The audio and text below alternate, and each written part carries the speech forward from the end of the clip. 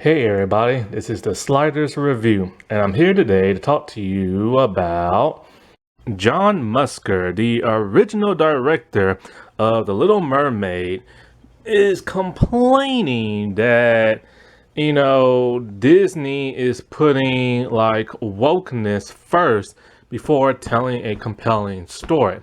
So, when he said this and everything, like I was curious, so I read the article and everything. Then I looked up all the movies that he directed and stuff. And to give him some credit, there are some things in this article that totally make sense and he is correct about. But his criticism of wokeness, he doesn't give any really good valid points. They don't really make any sense in everything.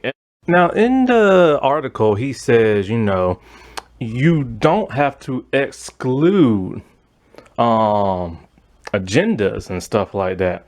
Now, the fact that he used the word agenda, like, why did he use that? That term is normally used by like bigoted white people on YouTube who hate diversity and stuff. And because they feel like they're trying to shove something down a person's throat.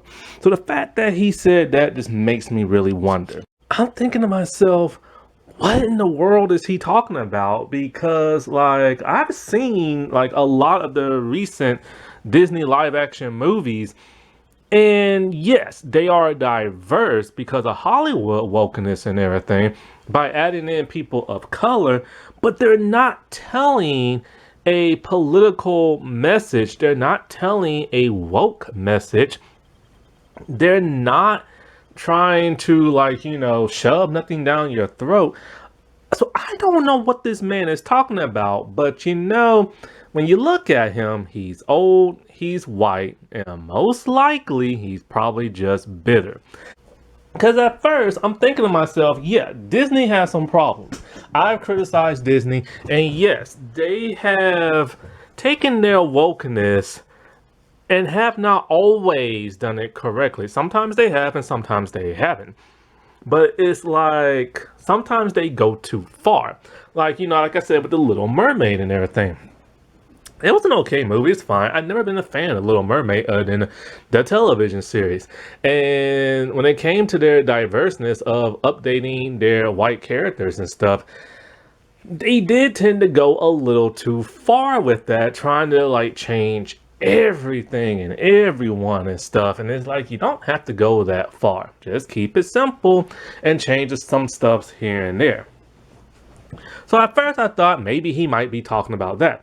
But then once I saw he said the word agenda and talking about like messaging and all this, I'm like, okay, yeah, you just some anti-woke, like old white dude and everything who's angry and wants to complain. And he has now gotten to this point where he feels like he has to voice his opinion on wokeness and everything. Here we go. And I'm surprised that he's going on the attack because he's directed and written some diverse movies in his past. Aladdin, which is my all-time favorite animated like Disney movie. The Princess and the Frog, which is a really good movie, and Moana, which I still have not seen yet because The Rock is in it, and I don't like watching movies with The Rock because The Rock can't act. But here he's just doing voice acting, so maybe he's doing a better job of voice acting. Maybe I don't know.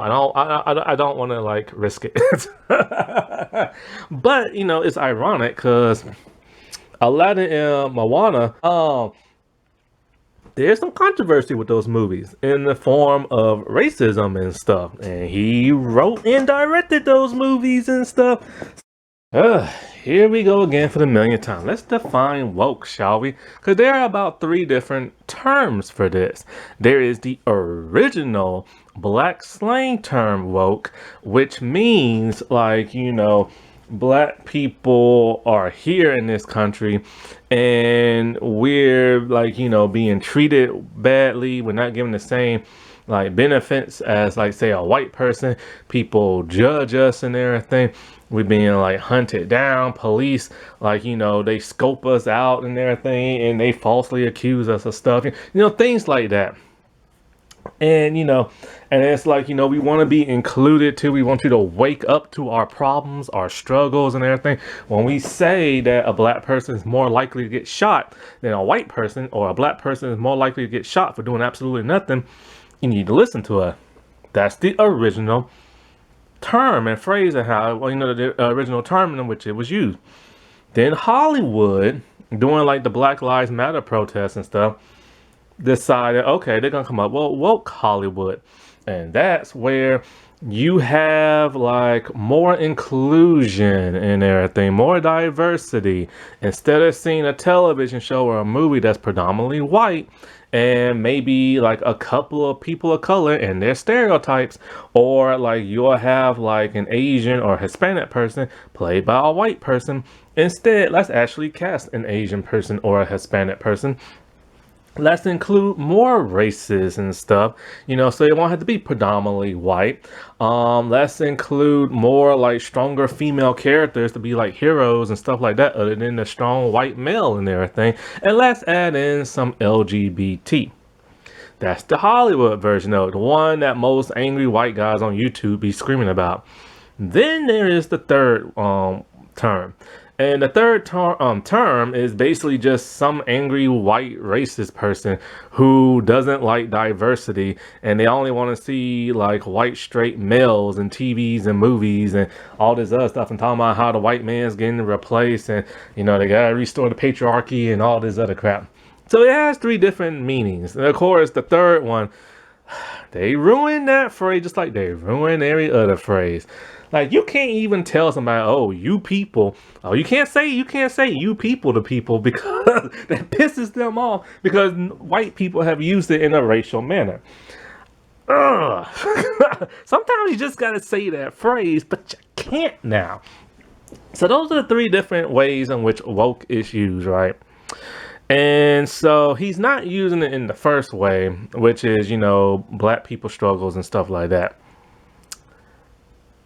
The way he's talking in this interview, it appears to be the second way, the Hollywood version. But then he starts to go off the rails and start slipping of the tongue and makes it a little bit into the third way, but without actually saying it. Because once he said agenda and messaging and stuff like that, then you know what he's really talking about. It's more leaning towards the third one. So first, the stuff I agree with. First, he talked about how, like in The Lion King, all the animals look soulless and this and that. And also in the live action Little Mermaid, the animals had no expressions. Yes, I totally agree with that. I said this before. They look soulless and everything. They're too realistic. Because The Lion King is my second favorite animated movie, and I hate the live action movie because they had no expressions and they was too lifelike. And that movie was beat by beat of the animated movie, only changing some things here and there and adding a little nuances and stuff. So I totally agree with that. The second thing he talks about is like how like Disney needs to tell more compelling stories first and wokeness second. Okay, here's the thing. Yes and no, but why can't we have both? Why can't we have a compelling story that also tells like a message and everything? Why can't we have these diverse characters? Why can't, when we show these other people color, why can't we show kind of like, you don't have to go heavy on the message, but you can give like an inkling of the message, which his movie, The Princess and the Frog, did that. He even said, when we was making The Princess and the Frog, we weren't trying to be woke, but I can see the criticism there. Yes, y'all were trying to be woke. Now, this is before woke was even a thing. Because this was many years ago. I talked about this movie back in February and everything. The thing about The Princess and the Frog, when you watch the Disney animated movie, it's about a like black girl whose parents had died, left her this restaurant. She's kind of struggling trying to get it afloat because, she wants, I think, what was it? It was the dream of like her dad to own like a restaurant, something like that. So she found this location and she wanted to do it. She's a waitress. She has to catch the bus and everything. They told, without having to preach it to us, without having to tell us, they showed us what many black folks go through. The American dream of owning your own business, having to catch the bus, having to live halfway across town, having to live in the more poor type neighborhood than the rich area you have to work in. That is stuff black people go through. That is something black people have been going through for many years and still going through today. So it did have a message. It showed what it's like to be like a black person and stuff, and without having to actually say it. So for them saying, oh, we didn't try to be like woke, but you did. And not only that, but like when I talked about this movie in February, I told you plain and simple, in the book, it's nothing but white people and stuff. There is the princess and the frog and the prince and the frog. And all these stories told over for hundreds and hundreds of years are always white. For this movie, for whatever reason, and whoever decided this decided that, hey, Disney doesn't have no black princesses. Let's do it. So somebody at Disney decided to do that, and they hired a director and a writer, which happens to be John. And so they told a story around that. So he has written and directed a movie with a race-bent character. The antagonist is race-bent. The protagonist is race-bent. One of the allies is race-bent. And the prince himself is race-bent. See, everybody is race-bent to black, but the prince is Hispanic and everything. Now, he could have said, you know what? I don't want to do this. I don't want to write or direct this movie because, this whole wokeness thing, but he did it anyway. Why? A paycheck. See, as long as Hollywood is hiring this man, he'll do it. And he'll add whatever race or whatever color, they tell him to put in there, and he will do it. And it's like, but he won't complain about it because he's getting paid. But once he's not making this movie, and he doesn't make any movie, then all of a sudden he wants to complain now because now he wants to voice his opinion. And when you look at his stuff he's done, he doesn't have a big resume. Most of his stuff was back in the 80s and 90s. Disney was hiring him for a lot of stuff. And, he has major gaps in his directing profile and everything, and his writing one as well.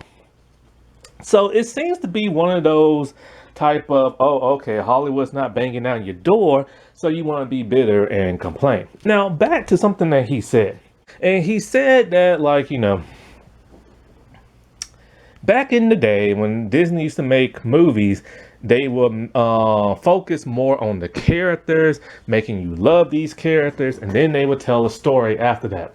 So he admits they told a story, but it's not a diverse story. And see, here's the thing. If it is a diverse story, why do you care? Yes, you should always want to make a compelling character and make a compelling story. And then you write everything else in between and everything.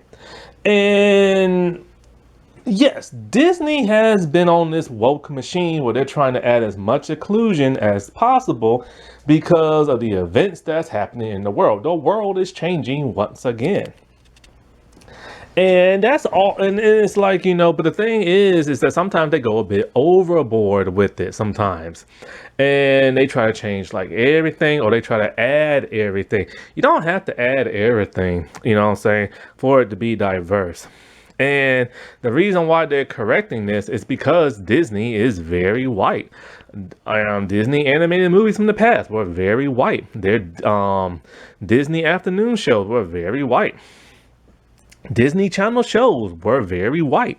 So every once in a while they would add a diverse show or movie. It would do very well, and then they'll go back to being white. But then the complaints are made that everything is too white in Disney. So they're all like, you know what, let's just change, because we all about family and stuff like that, and everybody should be represented and stuff like that. So it is weird. He wants to comment on, like, the failure of recent Disney movies and this and that, because let's not forget, he also was the one responsible for the Black Cauldron, the movie that nearly destroyed Disney animation and everything. Oh, but it was no wokeness that destroyed that. He said that one of the reasons with the live action Little Mermaid is that they didn't tell a stronger story between the daughter and the father dynamic and everything like the original. And I'm thinking to myself, now this man directed the original movie. Doesn't he remember his movie? Okay, I reviewed the live action Little Mermaid this year. I talked about the television show last year. I don't know if I talked about the movie, but I mentioned the movie. And when I watched it last year, because it was my second time ever watching it in life, I forgot so much of that movie because I watched it when I was a kid. I was surprised that there was so much story revolving around Ariel on land being mute. The whole father-daughter dynamic in both movies is brief. It's only in the beginning for a couple of minutes. Then it completely goes away because she's infatuated with the prince. And that is the base of the baseline of the entire movie. The movie of The Little Mermaid is about Ariel falling in love with the prince and wanting to live on land with him, and Ursula tricking her. It's not about a father-daughter movie. It's about two people in love and trying to be together and stuff. So I don't know what he's talking about. And this is why I'm saying his criticism is not valid. Because it's like in both movies, the father-daughter stuff happens early in the beginning and then it happens towards the end of the movie. That is it. Everything else is Ariel interacting with the prince and being on land. That is the basis of that movie. Now, the television show delved in a little bit more of the father-daughter dynamic and stuff. Maybe he got confused with that, but he ain't right or direct that. So I don't know what the world he's talking about, because the original animated movie did not focus on the father-daughter dynamic. So he is basically lying in everything. Because if you go back and watch that movie, you will clearly see in the beginning, the father's really pissed at her and everything because, the whole stuff with the mortal world and everything, the land, and he's pissed about that and tell her like stay away from humans and blah blah blah blah and all this other crap. And so like after that, she's basically just doing her thing with the prince. So what is this man talking about? He's literally just making up something so he can complain about the wokeness in the live action movie. Speaking of which, where was the messaging in the live action movie? What message was there? I didn't hear no message. There was no message of Ariel talking about, oh man, being a black mermaid, let me tell you the struggles, man. I didn't hear nothing from the prince talking about, let me tell you, man, I got like this black mama and everything, and I'm adopted and everything. Let me tell you my story. I didn't hear nothing like that. Did you hear anything like that? Because I know I didn't hear nothing like that. But he said there's the messaging in these movies because Disney put wokeness before this and that, and they put their agendas here and that. All they did was race bend the characters. That's it. And the prince still was white. So what was the messaging exactly? There was no messaging because the live action movie is basically a beat by beat of the animated movie. Just added a little things here and there and left a couple of things out here and there. There was no political messaging. There was no forced agenda. This man has literally made up a story just so people can be pissed off and like decide to make a whole narrative out of that. And let's dive into some other live action movies, because apparently all these live action movies got some type of messaging in them, some type of woke messaging, and they don't. So I don't get what he's saying about the Little Mermaid, the live action. Where's the political correctness in this? The bond between the daughter and the father is there in both movies, and is there around the same length of time. He didn't have that all throughout his movie, and not to mention he's probably just pissed because they race bent, like, Ariel and everything, and that caused a lot of people to get mad. But hey, there are black people in the Caribbean. That's where they're from. This movie is set in the Caribbean. Therefore, Disney decided to course correct a mistake they made many years ago, especially with a lot of their movies and stuff. Beauty and the Beast was one of the first live action Disney movies that they decided to remake. And this one character they decided to finally make gay. Only because in the animated movie he looked gay and people assumed he was because he was flamboyant. So they decided, hey, since he looked flamboyant, this and that, let's add a little, let's make it right and let's make him like gay. Did you remember hearing any kind of messaging on the LGBT? Because I didn't.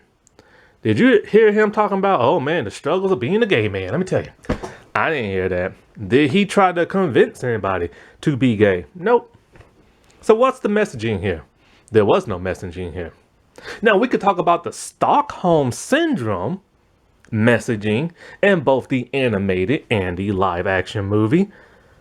He didn't mention no, because that has to do with no wokeness and everything. But what was the messaging exactly when they decided to change this character and make him gay? There was none. He regrets it, but it's not what you think. He regrets it because they didn't take it further enough. He was just gay, and literally that's just it. He wanted to go further than that, but they didn't. And if they would, so what? We literally have a beast who kidnapped a woman, and she fell for him. Stockholm Syndrome. Let's not forget about that. That's the real messaging right there. The Lion King. Did you hear any wokeness in there? Did you hear any messaging? Did you hear any agendas in that movie? No, I didn't, because it was beat by beat of the animated one. The Buzz Lightyear movie had a gay couple, and that's literally it. They didn't talk about being gay. They didn't talk about the struggle of being a lesbian. They didn't try to hit on nobody. They wasn't trying to convince nobody to be a lesbian. They was just gay. They held hands, and that was it for like a couple of seconds. That pissed a lot of people off. They didn't want to watch the movie. So where was the messaging here? All they did was show a gay couple. When they show a straight couple, nobody complains. So Musker, who's pretty musky, is full of crap. Because these movies are not having no type of... they have political correctness, yes. Because they're trying to correct things of the past. But they're not having an actual message with it. Mulan. That movie has been woke. Period. It's always been woke and everything. It's literally about a girl who wants to prove that she can be, stronger like a guy and fight in the army and everything. So she dresses up like a guy and fight in the army. That is the whole emphasis of that entire movie. It literally has a message, and that message is girls can be just as strong as guys. But he ain't complain about that. Remember what he said a long time ago when Disney made movies? They had characters that you love, and then they told them messaging later on. But this movie had a message to begin with. Now, the live action movie screwed all this up because they tried to play it safe, which is something he did say, where he said, they don't do certain things because certain people probably won't like that. And yes, because they fear people are going to be angry. So when you see strong women, you don't see them crying, you don't see them making mistakes because they think, nobody wants to see that, but you have to show that. In Pinocchio, you have to show him smoking and drinking alcohol, and they did not. He literally did not want to drink root beer because he thought, oh, it's gonna make him drunk. That was so stupid. So when you see stupid stuff like that, then it ruins the movie. Not having a black woman be the blue fairy, that does not ruin your movie. But all these angry white dudes complain about that. The live action Aladdin movie, it was basically very similar to the animated movie and tried to correct the mistakes of the animated movie because there is racism in the animated movie. Now, yes, there was a song by Jasmine called Speechless that was somewhere in the middle of the movie. It was new and it was for the movie. And it was a political type message for women who feel that their voices are not heard.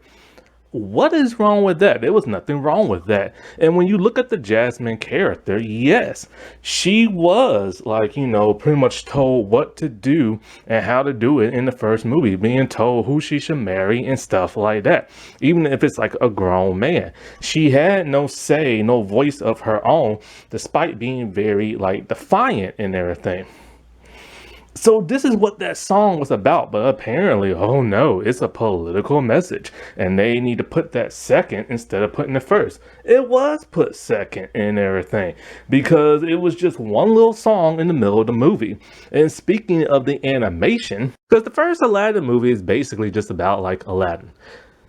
Jasmine always got kind of short-ended. She got a little bit more of the time to shine in a television show, but rarely. So it was nice to see that. And speaking of the animated movie, a movie he directed and I still love, there is so much controversy with this movie in terms of race. The Anglo-American features on like Jasmine and Aladdin to make them more friendly to like a Western audience, and they're like the protagonists. How the villains have more like Middle Eastern features because they're villains. Then their voices, because it's like all the protagonist people have American sounding accents, whereas all the villains have more of a Middle Eastern type accent in their thing to show that they are villainous. And remember, he wrote and directed that movie. Then there's Moana that he wrote and directed. Now, I haven't seen that, so like I said before, I don't know what it's really about. But a lot of Polynesian people were highly offended by that movie and stuff because they didn't like how certain aspects of them are being portrayed. Like people, it's a Western myth that Polynesian men are all overweight and everything, when they're actually pretty muscular, especially their heroes and stuff. They didn't like the depiction of their deity gods and stuff, and there was no Polynesian writers at all in that movie. It was basically just them going around talking to people and getting their perspectives of stuff, and apparently they didn't write no good notes. And there was some other little controversies here and there, like this one person from New Zealand on Reddit didn't like the term coconuts because apparently over there it's the equivalent of calling somebody the N-word, because there are white people in New Zealand, but there are also multiple other races and they don't get along and stuff. But like I said before, sometimes Disney does go overboard because they want to change every little feature, with like the movie Pinocchio failed only because like it was just like an odd movie. I mean, the whole root beer thing, that was just weird. And yes, some of these movies don't stick to the source material because they are trying to change it for the better. Like the Little Mermaid, like it's Ariel who saves the day and not the prince. But I guess that's like a political message that a woman can't be strong and can't save herself. She needs a big strong white dude to save her and everything. So you have to read between the lines of what this man is actually saying, because he's starting to say the quiet parts out loud, but he doesn't want to fully say them and everything. However, in terms of their live action Peter Pan movie, they went overboard with that movie. They really tried to change everything with that movie, from the original story to like having some of the lost boys be lost girls, to like the movie being more about like Wendy than Peter, which is weird because even in the 2003 movie Wendy was a main focus, but the main focus was like Peter doing Peter stuff, and and they had like a nice balance. Where in this movie, it just felt more about like Wendy, and no, the whole Black Tinkerbell is not going too far. That's fine. Like, you can change some things here and there, but then they started changing like everything beyond that point.